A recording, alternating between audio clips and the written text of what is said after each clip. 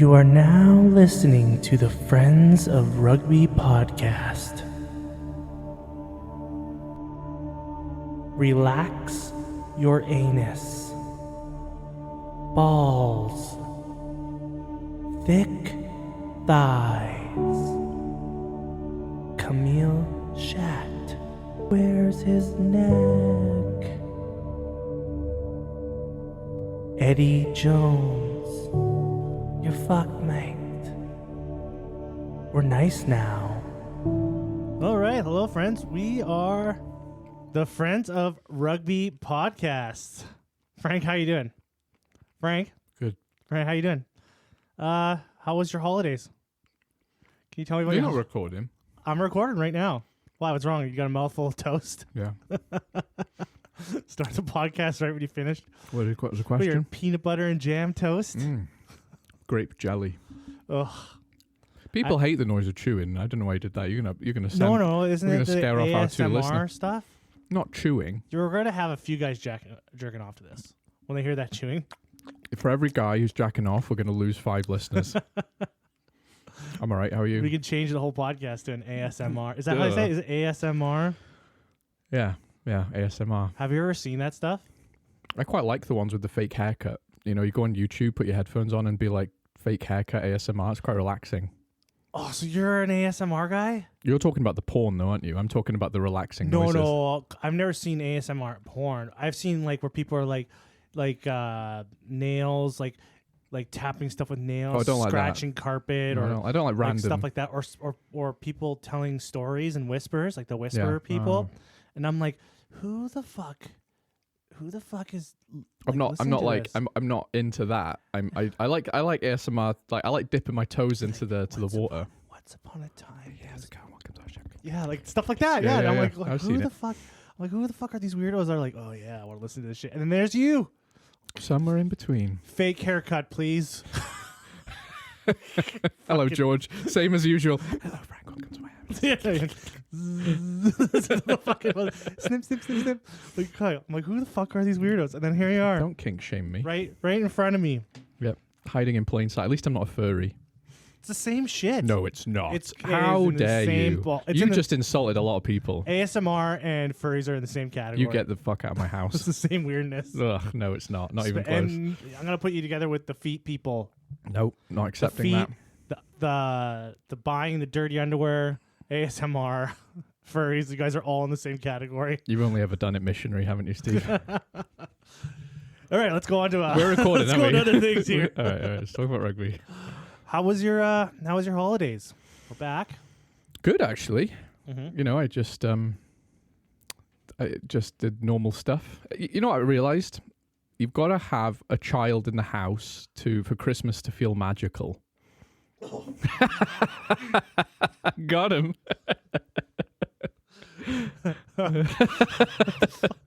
Absolutely 100% not. Okay. My sister-in-law had a baby, and it's fun to see kids experience Christmas because the magic had left me. I was just wake up, have my turkey, and have a nap after 6 beers kind of guy these days. That's my favorite part about Christmas. I like it, but it's less magical. I don't need presents or gifts. Not me. No. Yes, the magic does leave. It does leave, but it comes back, is what I'm saying, through the eyes of children. I get presents for my dogs, and then they open them like children. It's kind of the same. So I get Kind of the same as furries are the same as people who are into ASMR, though, you know. Not really. But yeah, How was your Christmas? it was good. We had both the families over. Yeah. So like none of us, we like Michelle and I, we have like small families. Yeah. So none of the siblings have children. Yeah. So it's just us and some old people. So they come over around 2:00 and everyone was gone by 7. Nice. And it was perfect. There's such a thing as hanging out with people too much. You know what I mean? And you know what? It's like we only get together like once or twice a year too. It's like that's And too after much. 3 hours, you're like, I'm done. Yeah, every Christmas I always say I want to go away for Christmas, like go on a vacation somewhere, maybe a resort, like a Mexico thing. Oh, yeah. Yeah, just I don't want to do family stuff. I just want to do me stuff. You just want to relax. Yeah, I just want to relax. So I think next year we'll definitely probably go on some sort of like beach vacation thing. Nice. That's my idea. Michelle would have probably other things to say about that, but she'd probably agree with me. Yeah, I like the sound of that. Yeah, that's what I'm going to do. But let's talk checking my mic. about rugby. What a year. Yeah. What a year of rugby. What a strange rugby in between Christmas is weird. If you could sort of summarize it in a word or a feeling, the year in rugby, it's been a weird one for me. It's been a weird one. It's been maybe a little less exciting. Because we're going to do like a recap of the year. Yeah. And we got some little awards because everyone's doing award stuff right now. So we're going to do like the team and stuff like that. I was kind of like, man, there's not when I was looking at players, I was like, who wasn't very much standout moments. Did it feel less exciting? Well, I think every year after the World Cup has a tendency to feel like that because the games, just by the nature of the World Cup, they feel less important the year after. Having said that, what was different was the teams who needed to kick on after the World Cup, I think did a good job of maintaining dominance, like Ireland and South Africa. South Africa more so because they're the World Cup champions. They just kept it up, you know. Ireland had a bit of a wobble at the end, I think. Yeah. But they're both so dominant, and that's hard to do after a World Cup year. Another surprising thing would be New Zealand did a lot better than I thought they were going to do. They're not where they used to be, but they've definitely clawed back some of that magic, haven't they? They did. They had a little bit of the letdowns of the year too, in my eyes. I think Argentina, like they had such a strong rugby championship. Yeah. And then they go up to the Northern Hemisphere. And they're a flop. That kind of I wasn't surprised, and I'm not angry at them because of what they're working with. They're still the star children in my eyes. Like they can do no wrong. Yeah, definitely. But they should have done better than I thought. We want them to do better, don't we? Yeah. Because they got creamed in some games. They did. And this is the team that beat the Springboks in 2024. And the All Blacks. Yes, and the All Blacks. Yeah. In New Zealand, like they accomplished a lot. Yeah. And then they kind of, what is it, with a bang, out with a whimper kind of thing? Yeah. Totally. They just haven't got the depth to beat. It's crazy to think if they had the depth, they could be as good as South Africa because they can beat anyone on a day. I guess Joe Schmidt Schmidt's Australia is a success story. That's a nice... Because me and you were the worst for it, weren't we? We were like, Australia are done forever. Goodbye, Australia. We'll miss you. And they proved me wrong. And we need a good Australia. And all of a sudden, the Lions tour talk has changed, hasn't it? Because me and you were the same. We were like, this is a bad idea going to Australia right now. All of a sudden, it looks like a fun tour again. Also, like in club level, the top 14 kind of looks the same. Yeah. As the year before. Yeah. The Prem has been a little bit less exciting. Prem has been less competitive. Like last year, it was anyone can beat anyone. Now there's a bit more. Okay, these are the really good guys, and these guys suck. Yeah, there's like a middle. It's kind of. Yeah, it's kind of been weird. It's been a strange year. I guess the best thing to happen was Canada getting rid of Kingsley Jones. If you're Canadian, it's that. Yeah, that was a highlight. If you're Welsh, there's literally no positives. So Cardiff are in third in the URC. We'll take that. Are they now? Yeah. Oh, I didn't as of know. 2025. Yeah. Oh, you're probably like, yeah. Yeah, we're not going to be there forever. We've got about 6 away games against all the Irish and South African teams. Oh, you're fucked. Yeah. Oh, you're fucked. It was fun while it lasted. Yeah. It's like when the season first starts and you're just at default number one. Yeah. Like, yeah. Alphabetical. Yeah, fucking there. Yeah. No, we've done well though. We've won more games this season already than we did entirely last year. So, but this year is going to be a big year. For who? Rugby. For rugby. We got Six Nations around the corner. Got Lions tour. We got Lions tour. We got the Women's Rugby World Cup. Yeah. Celtic Challenge. Like we got a lot of things to look for. This year is going to be New Year, New Me Rugby. It is, isn't it? Yeah. Rugby is back at the gym on January 1st. Yes, year. it is. Rugby is back at the gym. Yeah. Rugby is doing a dry January. So I am super pumped about the Six Nations. I can't wait. I'm not excited about it like I normally am for obvious reasons. Mm-hmm. But I do think I am excited about England, France, Ireland, and Scotland. Actually, everyone except Wales and Italy could beat each other now. Mm-hmm. So I'm excited from that point of view. Like it does feel like a very level playing field. There's gonna be some proving ground for these boys. Yeah. Lions tour positions are on the line. Yeah. Yeah. So, like there's like a lot at stake for a lot of these guys. Yeah, there's already some guys who, regardless of injury or form in the next 3 months, I'm saying they're going, you know? So it will be interesting to see if there's guys who we thought maybe aren't going fight their way into a spot, right? I'm going to be interested to see how Ireland's going to do. In terms of the Lions tour? Yeah, because without a Farrell-less Yeah, that's a bit of a worry, isn't it? Because they finished the year a bit wobbly. Like people talking about their line out and people talking about their lack of composure. Because it's like Simon Easterby. Yeah. Ex-Scarlet.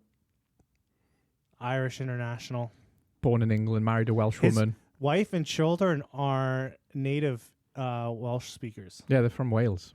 Yeah, because he was in Scarlets for a while. He was the head coach of the Scarlets for a little bit. I looked him up not too long ago. I was like, who is this guy again? International man of mystery, you know. Yeah, except for Scotland. Woo! She's a babe. Holy moly! I was like, oh Jesus! I was like, he's a good-looking dude himself. Yeah. Tall, good-looking dude. Yeah. That's why I was like, gee. It's the same with Tommy Bowe, good-looking man, went to Wales, stole one of our beautiful women, never returned. Hey, his kids speak Welsh. Yeah. Oh no, I'm not angry about it. I'm only joking. Good for him. Did you watch any rugby this weekend? No, I didn't, to be honest. I watched Bristol Saracens. Yeah. Yeah, I wanted to see how Harry Byrne was going to do. Yeah. Did pretty well. Yeah. I thought he brought the offense. They were already really good. I thought they were the better team the whole game. Yeah. But fuck, man, they cough? Bristol coughs the ball up a ton. Bristol are the team in everyone's hearts, but you know, you bet on Bristol with your heart and you bet on Saracens with your mind, wouldn't you? They play high stakes rugby. They do. They love throwing it around. Yeah, they love throwing it around. Yeah. The Saracens, like that, they looked super good too. Saracens can play like an international side when they want to. It's how they look. It looks like that's how they look like when they're playing. Yeah. Their defensive pressure is crazy. Their composure is insane, isn't it? Yeah. They're a very impressive team. And it's weird because they feel like they've lost enough key figures that you think they can't maintain that. But their structure, their scaffolding of that team is international standard, The people making selections that are filling up the spots, they're really good. They are very, very good, yeah. Yeah, so these guys are they're looking for talent. Yeah. Like their scouting is really good. Yeah. Like the top 14, like I feel like they just sign a name. Like if you got a name in, like I almost think sometimes they might sign you because of ticket sales. Yeah. Like they put that into account in the top 14. Like, oh, this guy will put butts in seats. Yeah. Owen like Farrell will bring name. some. Owen Farrell, throw a bank at him. He'll sell jerseys and put butts in seats. Yeah. Like that's, sometimes I feel like that they do, because you see a lot of big name signings. Yeah. Without any kind of thought into it, and then it doesn't work, and then it turns into this whole drama thing. Because Owen Farrell now is like getting a lot of heat in the media. Yeah. Like, oh, he didn't pan out. Yeah. Anyway, Dan Bigger. Yeah. Sia Khaleesi. Finn Russell was at Racing. Yeah. I'm just talking about guys that went there, big names that went there, and then kind of flopped. Flopped or drama behind it. Yeah. Lee Halfpenny had a bit of slack. What's the All Black winger? Oh, Sevilla. Julian Sevilla. Yeah, I mean, he's been there a while. He was there for a long time. But yeah, he did lose his form in France, you know. Yeah, a lot of players go out there to retire, don't they? And it's sad because they paid them a lot of money. They're expected to win trophies, and all we hear in the media is this guy's shit.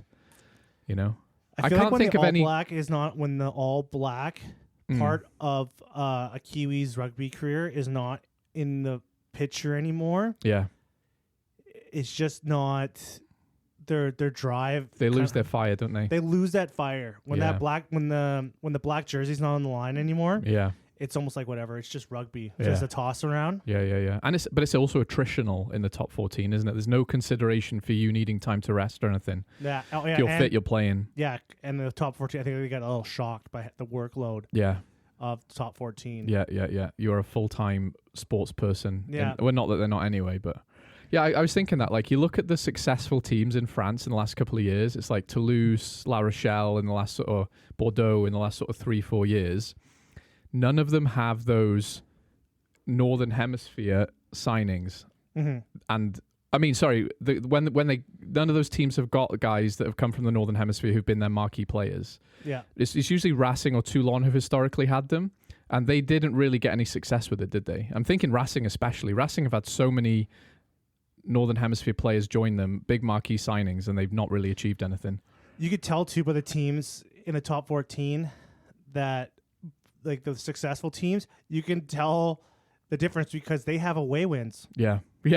That's a big indicator. Yeah. Like if they're going away and winning games, it's like, whoa. It's the hardest thing to do in France, isn't it? Yeah, it's just like some kind of culture thing. They just don't give a fuck about. Have you seen those home crowds in France? Yeah. Like, packed out stadium, flares, brass band, everyone's there shouting and screaming. It's like, look, it reminds me of like football games, It's just such a weird cultural thing that like this, the whole like just not giving a fuck about away games. I think they give a fuck. I just think the home crowd is like they're genuine they don't. fortresses. Some teams literally don't. Really? Yes, you could tell. Some like Cast is a big one. They have never lost at home, and I think every single one of their away games is a loss. Yeah. Right. Yeah. And the teams are significantly different from when they play at home. Yeah. From when they play away. I kind of I really like this, and I don't know why. Something about me feels like there's a showmanship to rugby that they've nailed. It's like we put on a show for our home fans, and we travel, we're hungover, and we don't care. I like it. So I guess if you play for Cast. Yeah. And you're a star player, only playing like the home games. Maybe, yeah. It's like, we don't need you. They can't afford your bus ticket to go to Do another they pay town. you guys per game? Like, what is going on here? Yeah. But the rugby pay is weird all throughout the whole leagues. Like you're so used to in North America knowing how much everyone makes, and then you get to rugby and everything's a secret. That is true, actually, because even in football, like Premier League football in the UK, it's very it's explicit how much this person has been signed for. You know what I mean? And in rugby, you can dig around and find out, but there's always some gotta dig around. You have to dig, and there's always some skullduggery going on. It's always like, and we gave him a beach house, and we gave him a yacht, and we put him in our investment portfolio. Like, what the fuck? So they do that in the NFL also, but that's of course they do. But you could see but their they've contract. been caught and fined for it in the Northern Hemisphere, haven't they? But everything about their contract is out in the open. Like you could literally read an NFL player's contract word for word. If you want. I could bring up any NFL player's full player contract. And the point is easily. Because I imagine you could find that in rugby eventually, but it would require some digging. Bearing in mind, rugby is not a fully fleshed out professional sport yet. It is a professional sport, but we talk often about how we're not there yet. We're not close to being as rich and widespread as something like NHL or Premier League football or NFL or whatever, We're not there yet. So maybe there's just people aren't looking for these things. Yeah, because like people are using that kind of information in their fantasy leagues. Yeah. Like they use that information for a lot of other things. Yeah. People, do you know what's crazy about North American sports as well is you guys are obsessed with statistics. Mm-hmm. I'll tune in, I'll be like, this is Jim's 13th game wearing this pair of boots for the second half. And it's like, who the fuck cares? But the statistics are, like, they're almost impressive how weirdly specific they are. And in rugby, if you said something like that, people are like, who gives a fuck? I think because I don't know about in Europe and stuff, but in America, the huge gambling culture. Yeah. Because you can gamble on anything. Yeah. You can gamble on the time it takes the person to sing the American national anthem at the Super Bowl.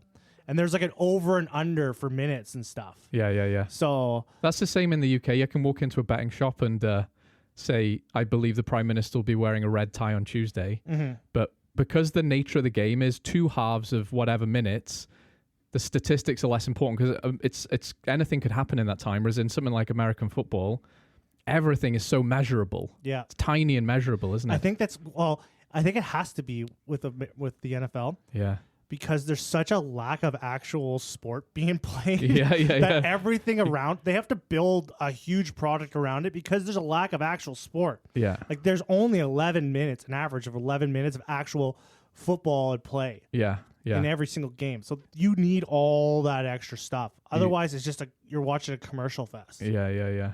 So should we talk about rugby? Yeah, we should talk about rugby. Do you want to do team of the year? Let's talk about Louis Rees-Zammit. Ah, No, I'm just kidding. I got really him. don't want to talk about it. No, me too. Okay. Do you know? But sorry. Okay. I just wanted to mention Harry Byrne again. Yeah, please do. Okay, so Harry Byrne got he came off the bench for Bristol. Yeah. You know how much time he's played In in Leinster this year? I'm gonna say 51 minutes. wow, that's way less than I was gonna guess. 51 minutes of play time. Less than a full game. Yeah. He's probably going to end up being, the way he played, I could see him being actually the new starter for Bristol. Yeah. Because he's really good. He is good. But man, that guy was wasting away, and I just couldn't imagine. I can't even think about the amount of talent that Leinster just has literally sitting on a fucking bench. Yeah, it's crazy, isn't it? Insane. Like, you had this like fucking like international fly half. He's played for Ireland, and he's just fucking 51 minutes sitting on the bench. And the crazy thing is, there's 3 guys still at Leinster right now who are further ahead in the pecking order in terms of the Ireland 10 jersey. Frawley, Sam Prendergast, and his brother. Another fucking crazy thing about it is now he's in the fucking Premiership. Yeah, yeah. Like, why did the URC lose this guy? Well, like you just said, why? Because he's not playing rugby. Yeah, but what the fuck? Yeah, and that's a bad thing. Like, why is he in a different league? Why is he being he's going to be a star. He's going to be good. Yeah. He's going to get playing time. But now, you got people paying attention to him in a different league. Like, that's just bad for the URC. I'll tell you exactly why. Because every other Irish province has an established 10 who's playing the full game. He wants to play more games, right? He wants to be the starting 10 somewhere. And he deserves to be because of his quality. You're telling me Ulster doesn't need a 10? Yes. I'm telling you that they don't need a 10 who's starting. Or they believe they don't. I also believe that he doesn't want to play for a Welsh or Scottish team. The Scottish teams have starting fly-halves. The Welsh teams can't afford him. And South Africa, you've got to go across the planet. There should have been something that made him stay, especially in Ireland. There's not the money or the space for him in the USC, is what I'm saying. Whereas I think the Saracens guy called him up and said, I'll let you play 75% of the games as a starter. We know you're that good. I agree with you. I agree with you on those points. Yeah. But I still think that there should have been something done. Like, should we have this player like elevating another league, a competitive league, our competitors?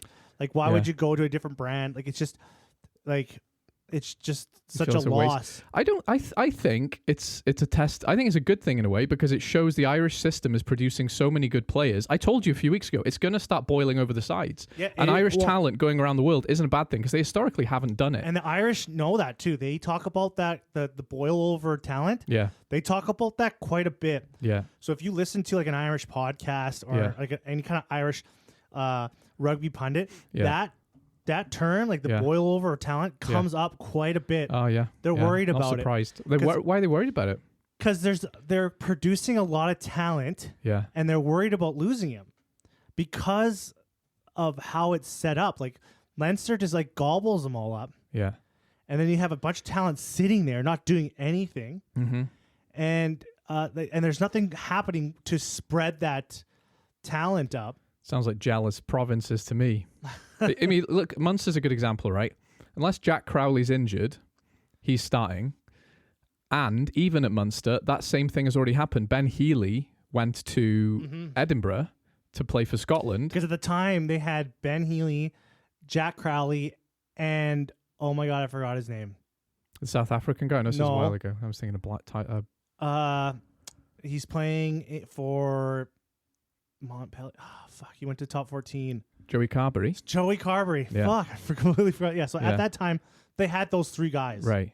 3 international 10s. 3, now international. Yeah, and 3 really good 10s. Yeah. So it was stuffed up there. Like, there wasn't enough room for all 3 of them. Yeah. So Healy left, Carberry left. Then they were like, oh, fuck, Monster's like, fuck. Oh, yeah. Now we got no one. Yeah, but they don't have no one, do they? You know? No, I think, what's his name? Is it Freddie Burns? Yeah. Is that? Or is it? Well, there's 2 of them. So what I was going to say, though, is if you compare yourself to Leinster, you're always going to feel like you don't have depth because they've got ridiculous depth. They've got the depth to the point where everyone else is like, that's a bit too much. You've got too much money and too much depth. You've got guys of Burns' quality just warming a bench. Whereas somewhere like Munster, where they do have a very good starting 10 and then a couple of good understudies, that's normal. Also, they want to keep their top talent in Ireland. Leinster has the majority of it. The other guys that are really super good too in Ireland what's happening there too is that these guys are really good, not getting on the Ireland squad, Yeah. and they're starting to look over at the Prem and top 14. I don't think that's a bad thing. I agree with you. I personally don't think it's a bad thing. Yeah. But the fans, the system, they want these good players in that system. I'm going to tell you something now which you haven't heard before. 5th Irish province. Why the fuck not? Why not have a 5th? Because historically there are 5 provinces of Ireland. There's the there's the province of Meath. You heard about that? I would say get a 5th Irish province. Yeah. If Munster, Connacht, and Ulster were just like too good. They're not. They're not. They could be. And they have the room and space for some players right now. Yeah. That Leinster has. Yeah. Leinster has gobbled up. They do. So if they were like dominant, like if just all the Irish teams were just like overly dominant. Here's the thing though, not everyone can be good all the time. And then it's not possible. And there was like a real risk of like that talent boil over. A 5th team would make sense. Let's do a 5th team. That's I'm the cutting edge of I rugby think Wales gossip. should get a 5th team. We haven't got enough money to sustain 3.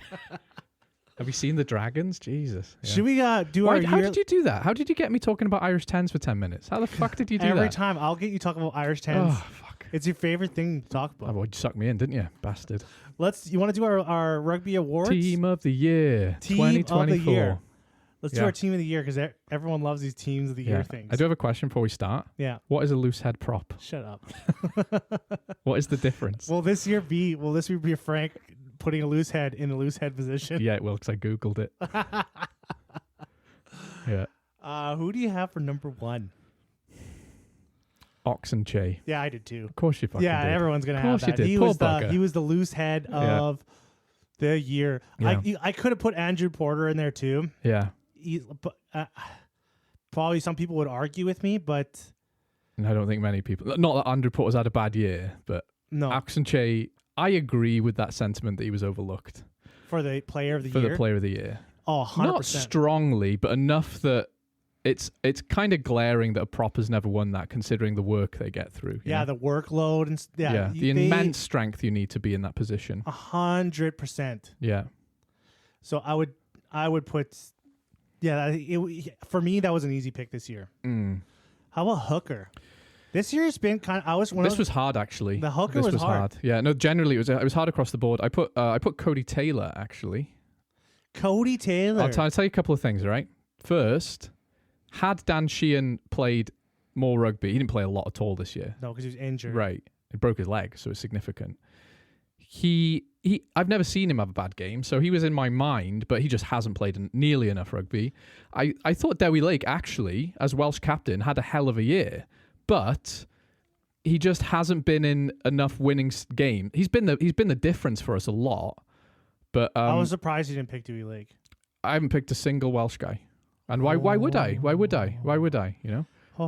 And I'm a big guy who will argue for a good player in a bad team, and we have had good players in bad teams, and I think Dewi Lake is definitely one of those.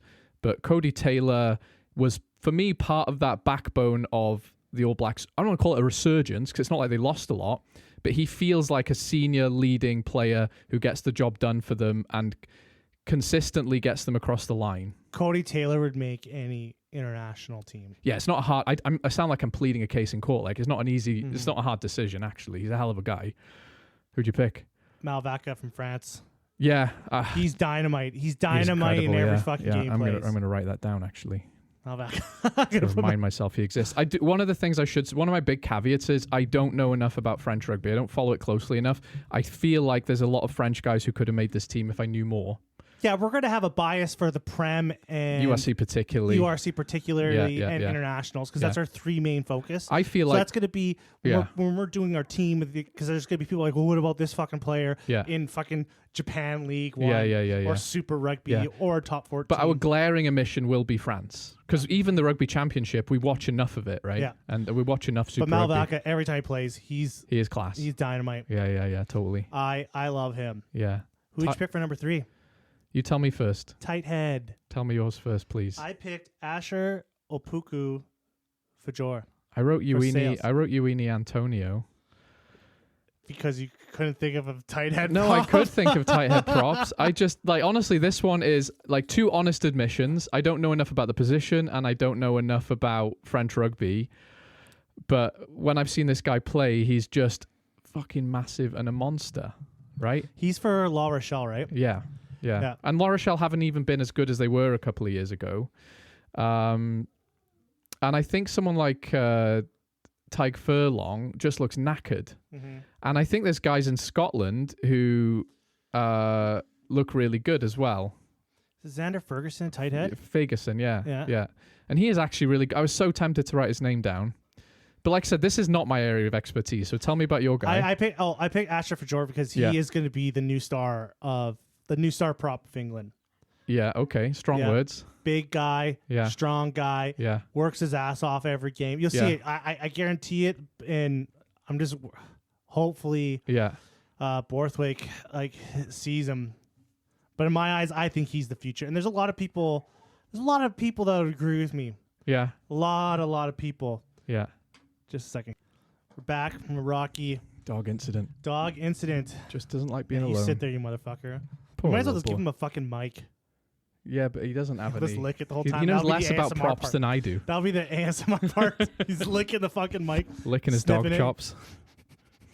That's a pretty good dog impression. Yeah. So that's what he'll be doing. He'll be all into that kind of shit. Yeah. Tight head prop. Go. Yeah, Asher. I already said what I had to say about him. Fair enough. Yep. Every time I see him play. Yeah. Every time I watch, if I watch a Sale game, I see him. It's I do that. Ooh. Yeah. Actually, I picked a lot of players this year that when I watch them play, they make me go, ooh, oh, man. Yeah. What a guy. You didn't pick Finley Beelum? No, I didn't pick Finley Beelum. Well, you obviously didn't pick Finley Beelum, otherwise you'd have picked Finley Beelum. Yeah, I could have picked him because he had to step into some big shoes because of the injury, like Tyg Furlong's injuries. Those shoes look a bit big on his feet every now and again, though. Yeah. He's good. He didn't step up in the way I wanted him to step up. I thought that was a big part for him, but no. That's fair. Asher gets it. Asher, England boy. Let's go with your locks. Who's your two locks? I went for... Okay, so I omitted Eben Etzebeth despite him being fucking superlative, and I'm going to tell you why, because I went for R.G. Snyman and Tyg Byrne, more because I would just love to see those two guys play together. Yes. That would be incredible. They should have played together more when they were at Munster. But RG fucking played like 2 or 3 The universe games. was telling us something. It can't have that much awesome in the boiler room. RG Snyman, because this was the year of RG Snyman. It was, yeah. RG Snyman was the star of rugby in my eyes. Like he's just everything. When he was at the box, he was amazing. Yeah.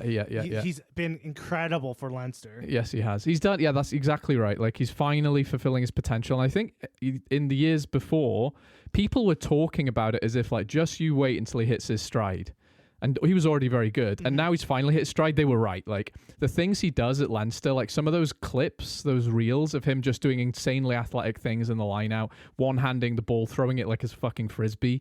It's incredible. His ball playing, he's an operator. He is. The thing about what makes him different from Etzebeth is like a powerhouse. Yeah. And a leader as well. Snyman has that powerhouse about him, and he's an operator with the ball. You know, because 5 years ago, Snyman kind of looked like a baby giraffe on the field. Like he was massive, but he kind of folded in contact a little bit sometimes. Now he looks like since he came from the fire, from being set on fire, he came out of the fire. The fateful Bry. Yeah, now he's like a new man has been reborn from the fire. Yeah, he's got a revenge story arc now. I've been through the flames. Literally, I've been set on fire. So he's like, hardened by Irish barbecues. And Tyg Byrne didn't have the best game towards the end of the season for Ireland, and that almost made me go, that's why I'm picking him, because if he isn't the best guy on the team, it's surprising. I think I said before, he's everything. The biggest loss. He'll be the biggest loss when he leaves. Yeah. When he stops playing. Yeah. And he starts losing form. And I think that last year he didn't have the best year. Yeah. So I didn't pick him.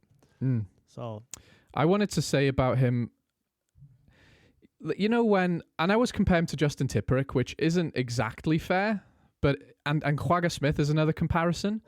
Just guys who if they're on the team, they're not doing the post-match interview. They're not the most charismatic guys, but if you look at the win and loss ratio when they're in and out of the team, it's significant. I remember when Justin Tipuric didn't play for Wales, we lost way more. And when he played, we won way more. It's the same with Tyke Byrne. Tyke Byrne, they'll be under the thumb. He'll just rip the ball off out of the guy's hands. You know, he'll just turn the game around on his own. Same with Quagga Smith. He'll just come on, change the fucking game. These are like the unsung heroes who deserve to be talked about in the same way we talk about Antoine Dupont, you know? Incredible player. My other second row pick. Yeah. In my eyes, the hardest working man in the URC. Okay. The hardest working. He's the hardest worker. Can I guess? Yeah. Can I guess? Guess. It's a lock. Yes. No, I can't. I can't. I literally can't think of any locks. Tedson Williams. Old Teddy Williams. Teddy Williams. Okay. The guy is a workhorse. Okay. Yeah. You're going to have to sell me now. Well, first of all, he's got the most tackles in the URC. Okay. By a long shot. Yeah. The guy is a machine. You caught me totally off guard. I did, didn't I? You did, yeah. Yeah. I mean, I know because you were telling me about 2 weeks ago. It's surprising how many Welsh players top the charts in URC statistics. And I was telling you, we produce good players, right? Yeah, that's surprising. Do you have to look up who Teddy Williams is? No, of course not. No, of course I didn't have to. I was looking at the stats. Yeah. Tell me more. The guy he's a workhorse. He's just I would say he's the hardest working player in the URC. He gives off Dav Jenkins vibes, right? Like he's just everywhere. And I think after every Cardiff game, he has the most tackles on the team. Yeah, he does. After every single game. The guy just puts his heart on the line every single game. I guess I'm a bit aghast because I'm like, are you fucking with me? No. Okay. In the world. In the world, I don't say he's like the best lock in the world because that's what we're talking about. But for this year, I would put Teddy Williams. Okay. Yeah, and I think if Teddy Williams was, are you mocking me? If he was in like if he was Irish, yeah. if he was English, yeah. if he was Scottish, yeah. he could be picked. Yeah, it's been a sad year for Welsh guys who. Because Wales aren't in the conversation this year, we're not used to that. We're used to being at least people begrudgingly going, they're annoying fuckers, but we respect them. Now people have forgotten about us. And so you've got guys like Teddy Williams. You've got a lot of Welsh players in the English Prem who are playing out of their skin. People just don't talk about them because we're not relevant right now. So it's good that we're getting accolades, but it's hard to put them in a world class category. I just think that he's unfortunate to be playing for Cardiff. Third in the league, how fucking dare you? And you know he's Welsh right now, and they're not doing. He's Welsh right now, so like he could change his allegiance, which who the fuck knows. So like if he was, I guarantee, if he was playing anywhere, if he was any other nationality, he would be looked at. He'd be talked about more. So, yeah, yeah. And there's a few guys like that. Yeah, yeah. I think a lot of coaches would love Teddy Williams. I like him. Yeah, I'm a Cardiff fan. I picked some fucking. Yeah, that's a curveball. This is the working man's. I picked the working man's. Oh, well, you should have told me you were picking the working. I picked the best bloody players in the world. Yeah. All right. You know, I'm happy you picked the Welsh guy. Yeah. I'll leave it at that and not be suspicious. Your flankers. Who's your flankers? All three? Oh, all two, I should say. Yeah, I went. two flankers, yeah. I think Valentini deserves a mention. Mm-hmm. Just Valentini. because Bobby V. Because it's fun to say his name and watch an Australia game where people aren't just telling you how fucking amazing he is all the time. And he is good. He is class. So he's in the team. And Josh van der Fleer at 7. Josh is an auto include this year. Yeah, has to be, doesn't he? He's just, I don't think he's had a bad game anywhere all 2024. No. And I did something which I didn't think I was going to do for number 8, which is I didn't pick Ardi Sarvea. No, I didn't either this year. I picked Caelan Doris. I picked Caelan Doris too. And I picked Josh van der Fleer. Yeah, me too. So I went Valentini, Van der Fleer, and Caelan Doris. Those two. Caelan Doris is superlative, right? Like he's a leader. He's not injured very often, which is good for him. And he just always has a good game. And Ardi Sarvea is like incredible. Like he's like Tyke Byrne, he's a game changer, but I just think the way Caelan Doris has been a leader as well as being all those other things this year. It's been a quiet, in my eyes, in my opinion, it's been a quiet Sarvea year for 2024 for him. It has. Yeah. Quieter, right? Quieter. Yeah. It was just not the game changer that, the wrecking ball. Yeah. That he was the year previous. Yeah, and he's still excellent. I got an honourable mention for Aaron Wainwright as well, and actually Ben Earl. I thought Ben Earl had a good year. Oh, yes, I forgot about Ben Earl. Yeah, he had help. So Aaron Wainwright and Ben Earl, very, very good, very close. But these guys were just, Gregory X Aldred. factor. Yeah, Aldred, and poor French guys, man. I always forget about them. They've got some class back rowers. Who'd you pick? I picked Kalen Doris, Josh Van de Flair, Yeah. and another outside pick. I picked Tom Gordon. Tom Gordon. You don't even know who this guy is. No one's going to know it. From the Newcastle Falcons. I didn't know who that was. Yeah. I didn't know who that was. Tell me about him. He is another super ultra workhorse. He has the most tackles than anyone in the Northern Hemisphere. Did you just look up who's tackled the most and make a list based on it? No, I was going through some stats. All right. But Tom Gordon is a guy. He's definitely a guy. He's not old. No. Yeah, I think he came from Edinburgh. He's a Scottish international. Right. Yeah. I think I knew that. But a complete fucking workhorse. Jesus. Like the only reason why Newcastle can stay in games is because he's there, smashing people the whole time. Okay. They don't stay in games. They if lose. They even, I know they lose all their games, but he's incredible. Okay. I'm naming some guys that are going to be names. Okay. I think you misunderstood the brief, but we're going to keep going. Well, that's the mission. Yeah. Teddy Williams and Tom Gordon, if I saw them on an international team sheet, I'd be like, the fuck, are the other guys sick? Good players. All right. And they're both young. Yeah. Well, Teddy Williams is 22 or something. Yeah, he's very young, yeah. So any Welsh player you could name has barely left their teens because everyone else retired. I think Tom Gordon's been around a while, though. Who's playing for 25 Edinburgh or something?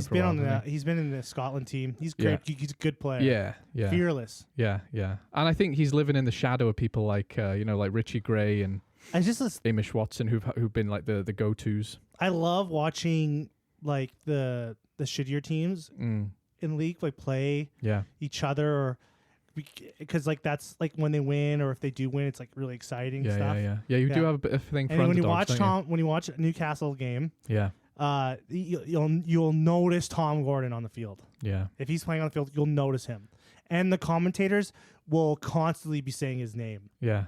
Okay. Yeah. Underdog there. All right. I believe you. I believe you. Let's go to the backs. The backs. As a back, this is where I should know a bit more. Who's your fly half? My fly half? I mean, no, sorry, your scrum half.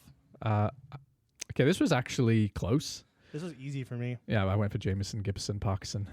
Because there was a time, particularly in their Champions Cup, Leinster's Champions Cup run and the Six Nations, where this guy just changed games. And actually both games against South Africa, he was the difference for me, for an Irish team. He, since Sexton left, he has been the guy who dictates the pace, the structure of the Irish game at both Leinster and Ireland. And that's a big responsibility. Antoine Dupont only came back relatively recently, although he's still fucking incredible. Thomas Williams, another Welsh guy who gets an honourable mention, has been class for Gloucester. I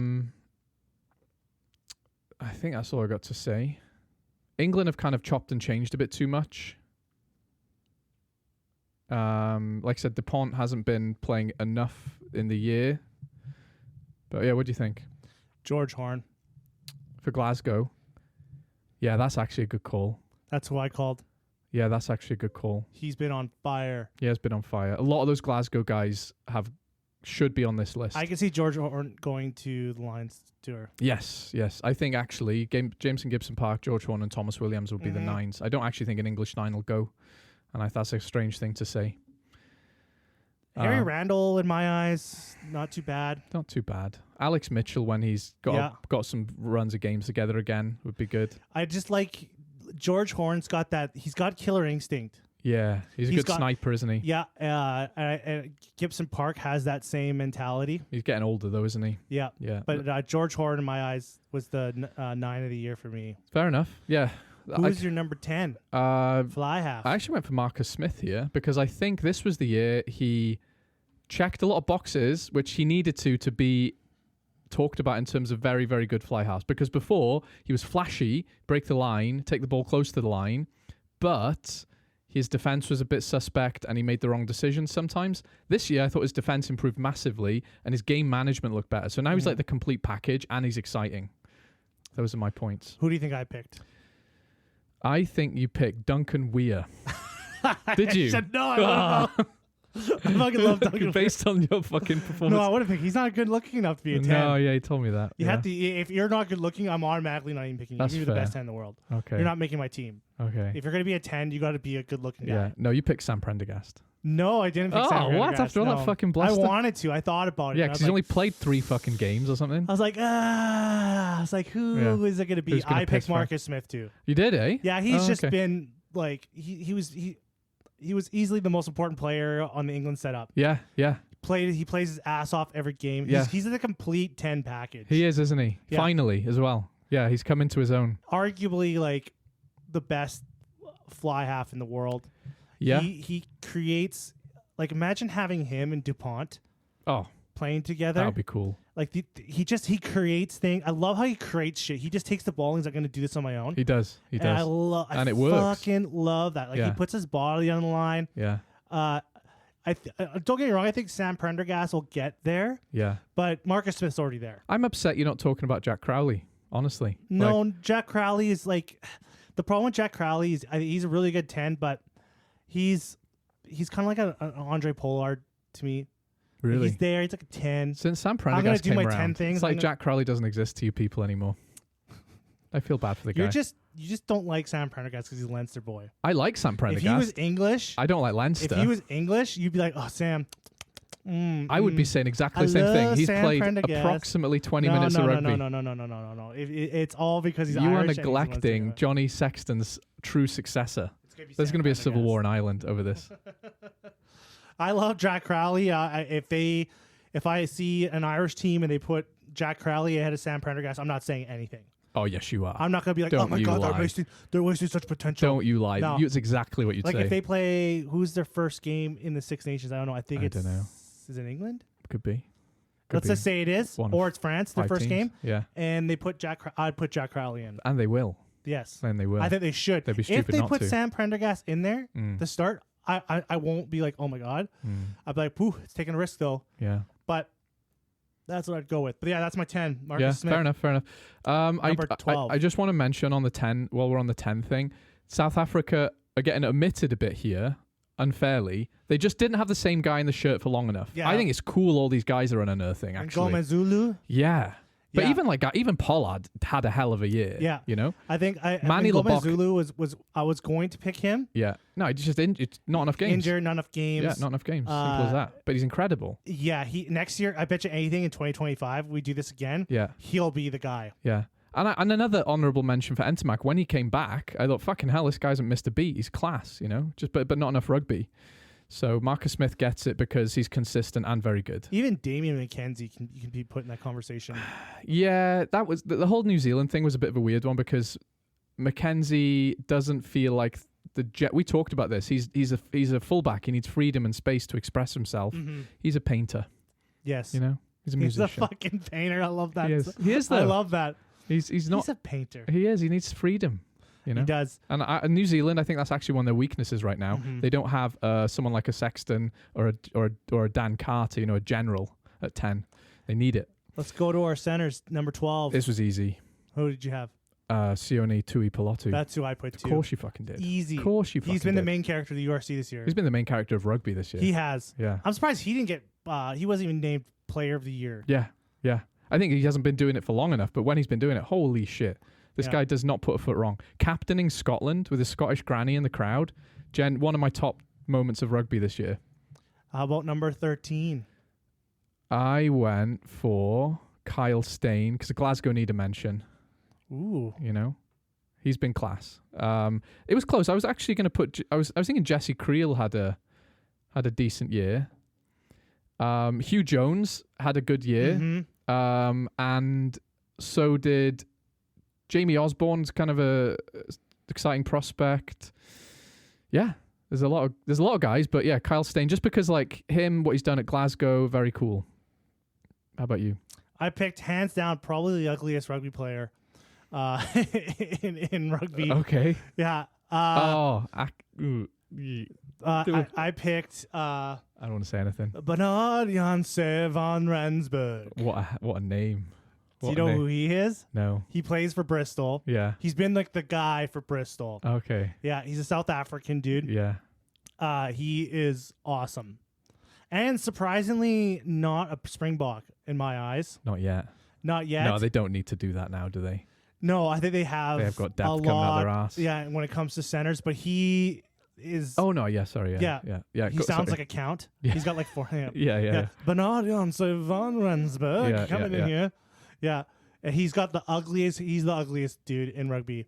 If you ever see him, but he kind of looks, frumpy. He's the but guy he's a with super athletic dude, and he'll do everything. Yeah. He does. When he gets the ball in his hands, he does everything. Except for the last game, he fucking had a bad knock on at the end that kind of killed the game. Fair pick. Yeah, Great. Sorry, go ahead. The guy's a star. Yeah. Yeah. Is he young? I think there's actually rumors that He's the guy with the shitty haircut, isn't he? Yes. Yeah. He's got an awful fucking mullet. Yeah. Yeah. I think there's rumors that he might be English qualified. Ooh. Yeah. Yeah. So I'm not sure about that, but I'm pretty sure I heard that somewhere that he's actually like a few steps away from being English qualified. So I'm pretty sure England's going to snap him up. As I'm Googling him, first headline, it would be amazing to play for England. They need centers though. They do. They need centers. If he's when he becomes eligible, I don't know if it's a time thing or I don't know what's holding that back. But as soon as he's eligible, he's on that team. Fair enough. He's an auto include. Yeah. And he's great. I don't think he's ugly. Wingers. Just a shitty haircut. Kurtley Jacob Andresa. Stockton. Oh yeah.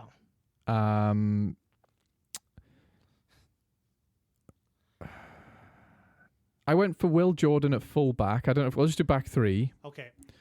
So I went Kurtley Andresa, Will Jordan, who I know is not your favorite, and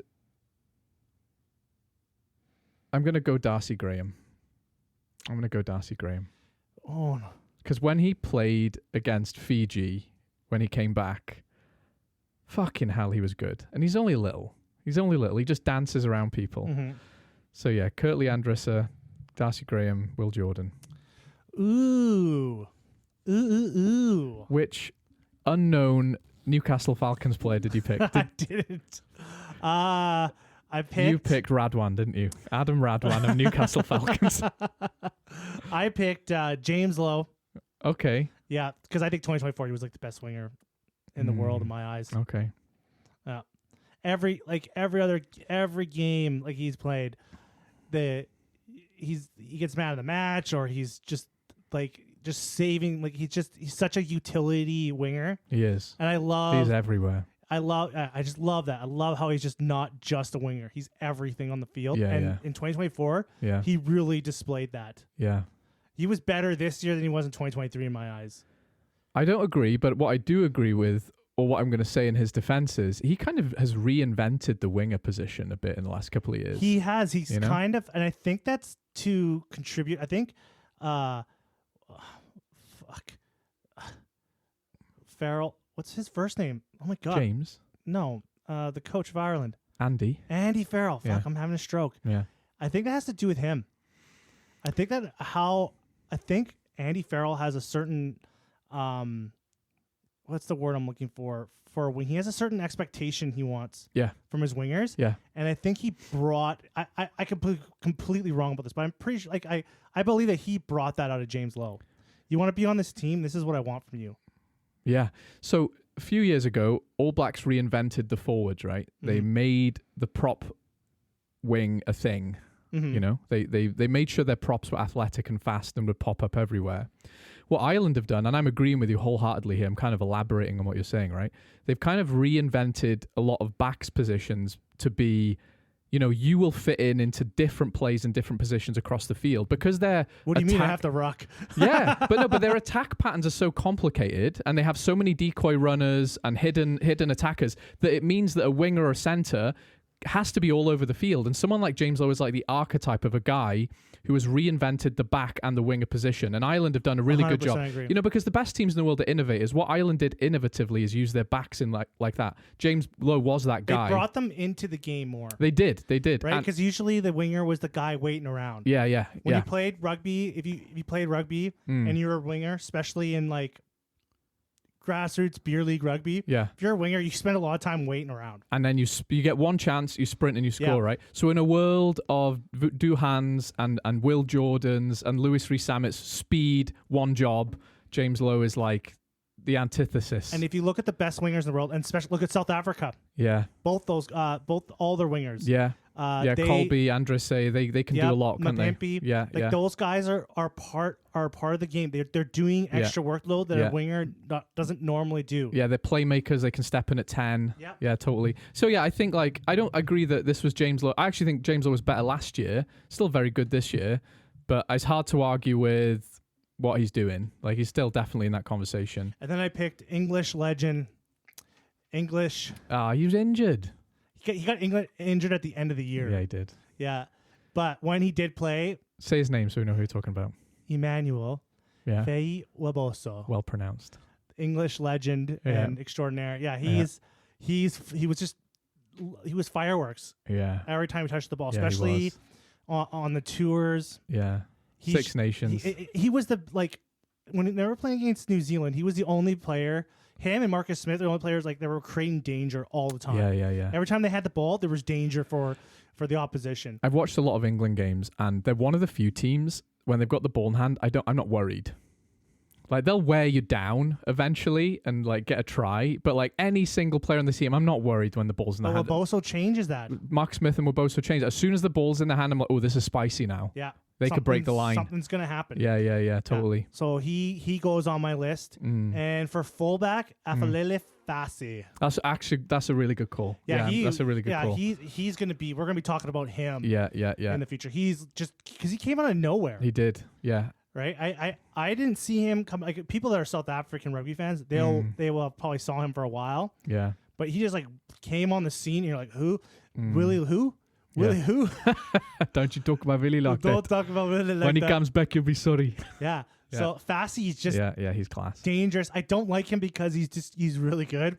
That's a good reason to dislike a player, though, isn't it? Yeah, it's a compliment. Very good reason.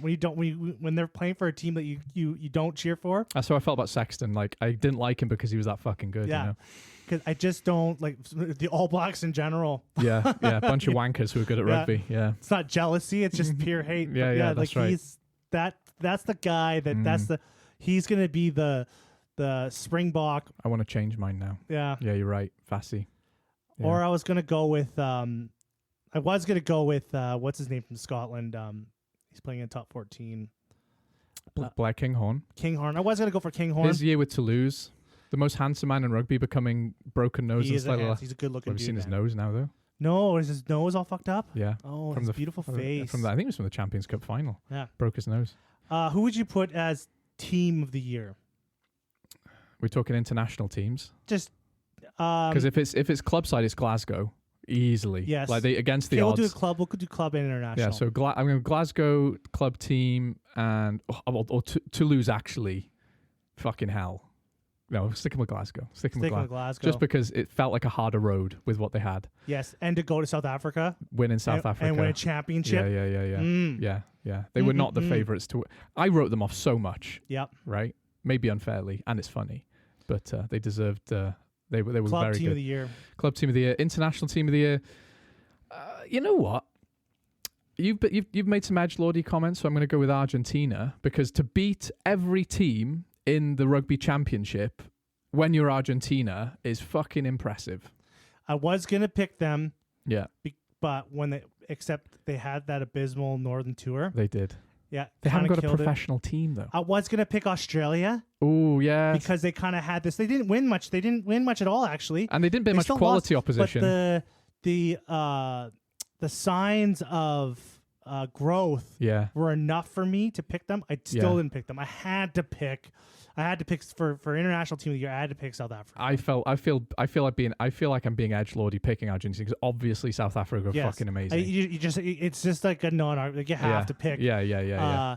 Like South Africa, they're just like fucking just. They're just easily the best team. They can't. Yeah. They have a problem beating Ireland. Yeah, but they still beat them this year. They still beat them, right? They like, still beat them. It's not like it's a monkey on their back, you know. But they are easily the best team. They just kind of stomped. They just walked through World Rugby this year. They did, except really for as you said, Ireland, Argentina, the two teams. The only two beat. teams beat them this year. Those teams. Yeah. So that's what I'd go. I'm glad you said that, so we both don't sound like lunatics. Who's your breakout player of the year? Do you know what? In the end, I did go for Sasha Feinberg and Gomezulu, and I know he was injured for a significant part of the year, but when he played, he was that fucking good. Mm-hmm. Like, I could see him being the South African 10 for forever. Mine was Sam Prendergast, breakout player of the year. Fair enough. I'll give you that. Like, yeah, he's gone from zero to hero like overnight. Yeah, you know, fair enough. You could have picked Satiti. Yeah, everyone else did. I thought when he won the breakout player of the year, I thought that was very fitting. Yeah, it was actually. Yeah. So I was totally. Jamie Osborne, in my eyes, is going to be another player that's going to be for Leinster there. He's going to be. Every time I watch him play, he's a game changer. Like this guy, he's got X factor. Yeah. Satiti could, but I picked Sam Prendergast. Like he just stepped out and kind of stepped up in those member internationals. I'll give you that. Really claimed a spot, and he's been I think he's had 2 player of the games in a row now. Yeah, since he started. Now that he's being picked for 10. And look who's ahead of him, right? Like, never mind Frawley, who was kind of ahead of him, but to have Crowley and the Byrne brothers ahead of you, and to all like people like you are going, actually he should start. That's impressive. That's really impressive, isn't it? Like, considering the pool he's in, you know, he's not a big fish in a small pond, you know. So yeah, fair enough. Who do you got for coach? Okay, I put this isn't an edgelord choice. Okay, I put Ugo Mola, who's the head coach of Toulouse, because he's got every player who under the sun, but they're just like. That final against Leinster, they showed some real. So one thing I'll say about French teams is they can wilt. Like you were talking about them traveling to away games, they can get kind of intimidated by the occasion, and they can kind of like give up a little bit. But Toulouse, like they had that dog in them. They really were a tough team, and I know they've got the best player in the world in most positions, but they were that fucking good. And to beat Leinster, who were basically unbeaten. For a long time was super impressive. For coach of the year, automatically I was like, well, okay, you got to pick Razzie.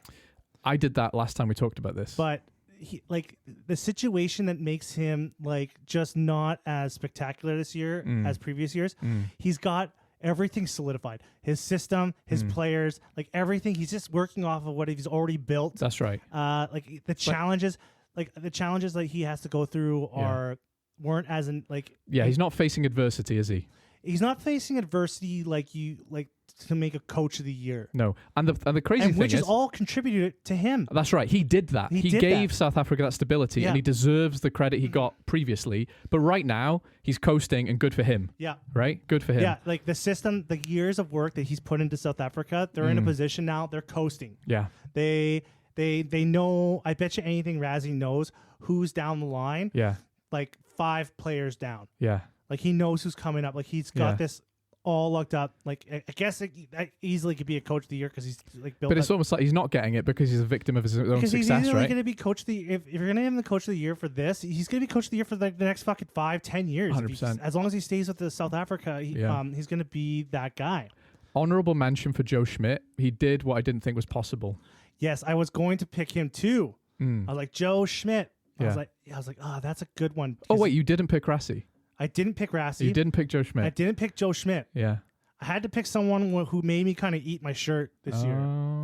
Yeah. Guy that proved me wrong. Di Flanagan at the Dragons. Di Flanagan. Kingsley Jones. Kingsley Jones. I picked Scott Robertson. Okay. Yeah, I thought Scott Robertson was going to do a lot worse than he did. Okay. And the rugby championship was kind of proving me right. I was like, oh yeah. And I thought when they went up north, they were going to get fucking annihilated.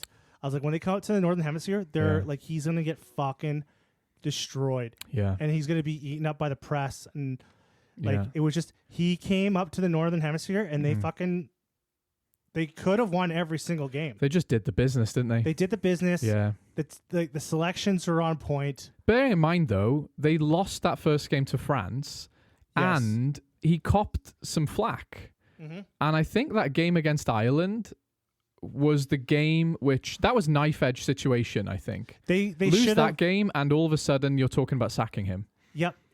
They did lose to France, but they easily still could have won that game. They could have. Like, that game was just on the verge. They could have won it. That was a hell of a game as well. Yeah. Yeah. So it wasn't like it was like they came in and got fucking annihilated. Like they were easily almost sometimes I thought they were the better team that whole game.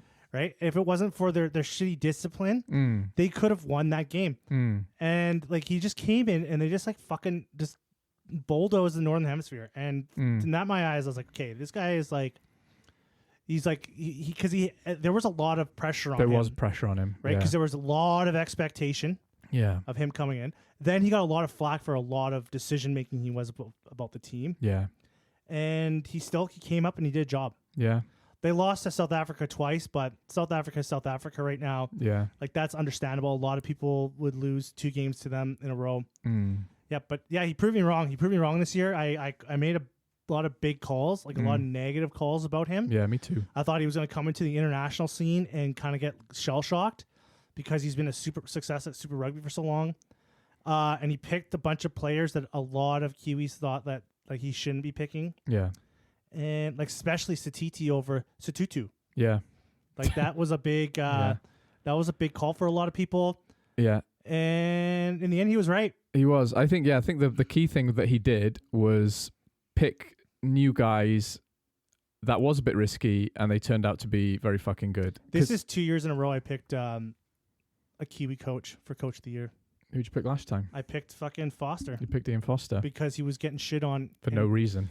He was getting shit on all year for like last. He only made it to a close World Cup final. Like, he takes them to the World Cup final. Yeah. So I was like, this motherfucker's Coach of the Year. Like, yeah. He's like fucking like this guy like went through a ton of shit. And when he was in charge, the resignations, the retirements that New Zealand had, he had a lot of work to do. He came into a position like he did. He came into a position where there was a big switch up in talent. Yeah, and that's ongoing, right? Yeah, and and then New Zealand went to the fucking World Cup final. They could have won. Could have won it. 100%. They could have won. You can easily if they didn't get some certain cards that they got. Nobody hammers New Zealand, do they? No. Nobody hammers them. No. Yeah. They scored a try. They were the first team to score a try against South Africa in a World Cup final. Yeah.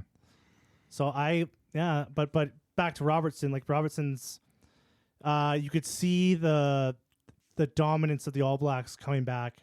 Sadly. Yeah, sadly. Fuck. They're coming. It's kind of a good thing. It's kind of a bad thing. You want that scary ghost, that spooky ghost of rugby that you have to go against. Rugby's healthier with the. You remember Pokemon when they had the Gengars and the Ganglis and the. Pokemon was a little bit after my time. Oh, okay. So Never I was mind. in the age. I was just at the cusp. Like if I played Pokemon, I would have got made fun of. Oh, okay. But I wasn't like overly old enough. Like to be like could have got away with it. Yeah, but I was just like the people that were playing Pokemon were only a few years younger than I was. Yeah, so, I was like 9. So I was like prime age. Yeah. How old are you right now? Like 35? 30, yeah. So I'm like 4 years older than you. Yeah. So I you'd been the creepy older guy selling us shiny cards. Yeah. Yeah, which wouldn't have been a good look. Yeah, fair enough. Pogs. I like Pogs. Yeah. Anyway, irrelevant point, but we need a spooky All Blacks. Mm-hmm. You know, they're not the pantomime villain that England are, but they're the standard setter as well, right? Like these are the guys you got to beat. South Africa kind of now. The thing is, I don't want another South Africa New Zealand World Cup. It's up to us, though, isn't it? It's up to everyone else to beat them. It is. You can't expect them to be shit. I'm just kind of like, I just want something different. But also, like New Zealand winning the next World Cup also brings up that that bar to reach. Yeah, it does. You got to remember, we haven't been doing Rugby World Cups all that long. You know, not that long. So there's plenty of time. There's plenty of years for the tides to shift. We all thought the tide was shifting towards the Northern Hemisphere this year. I thought that, you know, They fucking gaslit the shit out of they us. did. Same thing happened again. They came up and were like, "This is the year." France beat New Zealand. We're like, "Okay," but no, nothing else went our And way. then the only Northern Hemisphere team to do something again, fucking England. Mm, You know, it's like, fuck, guys. Like, come on. Are you just going to let England carry the Northern Hemisphere all the time? yeah, Fuck, guys. I guess we'll go to the final. I guess we'll go to the semifinal. Like, yeah, you know? yeah, Like, they just like, yeah, that really pissed me off. It's because and then, like, what was funny, though, so, like, England should have, like, they should have won that game against the Springboks, and yeah. they fucked that up. But, Yeah. that was that's my things of the years. Do you have any things of the years? What have I got? Now I got team player. Player of the year, Yeah, Ox and Che. Let's give it to them now. yeah. Go on then. Bulldozer. Go on then, because I put him on my team of the year. But yeah, and I argued all that like he should have got. Yeah, fair enough. Ox and Che. Ox and Che, let's give him credit where credit's due. Yeah. If I had to pick a bunch, Ox and Che, RG Snyman, he in my eyes could have been player of the year. Sione Tuapalatu, easily player of the year. Yeah. Tom Gordon from Newcastle Falcons, Teddy player Williams of the year. of the Cardiff Ted Rugbies. Williams. I shocked you so hard with You that. did. Ted I was Williams. just like, fucking like hustling through my notes. Like, what the fuck is he talking about? He's gone off script here. Yeah. Okay. Last question then. Best game of the year. You know, you might not remember, and it might not be like a fair. You know, obviously what you watched is different to other people. My favorite game of the year probably was when Ireland beat the Springboks. Oh, okay. And that drop kick goal. That from was a hell of Bradley a at the end. finish. That was a hell of a finish. That was my favorite game. Fair enough. Yeah, of the year. I'm gonna go Leinster, La Rochelle. Not La Rochelle, Toulouse. Champions Cup final. Oh yeah, that was a Games good one. don't go into injury time very No. often, and high stakes games especially don't go into injury time very often. No. Fucking hell, that was just like by the end it was like 120 minutes.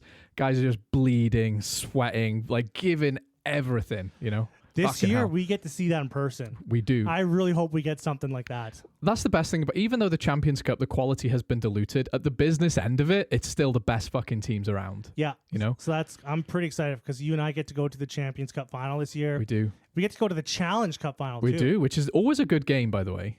Always, and there's a good chance Cardiff are going to win. Not really. Yeah, we might get to see a Welsh team play. Cardiff won it not long ago. Gloucester always gets the final as well, by the way. So prepare yourself for a match against Gloucester. My budget for how much stuff I'm going to spend on rugby stuff when I get over there Yeah. is like keeps growing. I'm going to treat you. I'm going to take you to the finest jersey shops in town. And I just keep putting it up. I'm like, I'll spend Yeah. this much. Maybe I'll spend this much. Yeah. I'll spend. Oh my god, I'm going to spend so much. Cardiff has, I think, 3 jersey stores, and one of them is just random jerseys. Ooh. It's amazing. Ooh. Yeah, it's just random bullshit from a million years ago. I went to a pretty good store in Paris that Yeah. was like outside the Moulin Rouge. Oh, yeah. It was like down the street from the Moulin Rouge. Yeah. That was pretty good. It was like 2 stories. Yeah. They had a lot of stuff, and I was like, oh god, I was like looking Yeah. around. I was like, wait, I want this, or I want that. Yeah. I was like kind of a little kid in the candy shop there. Yeah, we're literally like Willy Wonka. We come from poor families in Canada, don't we? There's no candy stores around here. No. None. So yeah, when I get there, I'm gonna Yeah. blow my load. I'm just like, oh my god, I need this. Don't this, put this. anything in your suitcase. It's going home. I'm not. I'm just gonna be wearing rugby jerseys. I'm gonna be like, fuck, I can't bring anything because I gotta have to have room for all this shit I'm gonna bring. Don't bring anything. Yeah. Yeah, that'd be fun. Well, I think Frank, we talked about everything we were gonna talk about. Yes. I think next week the Champions Cup is back. Yeah, good. I've been a bit lax in my duties. I haven't watched a lot of rugby because I've been Christmas cheese eating. So Yeah. now it's time to get back on the new year, new me with rugby. Back in the gym. This year is gonna be a big podcasting year. Yeah. So we're gonna make some big changes coming up soon here. Big things coming. Yeah, we're gonna go all in. Watch this space. All right. You have a good one, folks. Yes. Thank you for listening. Oh yeah, find us on all social medias. Okay, bye guys. Bye. Happy New-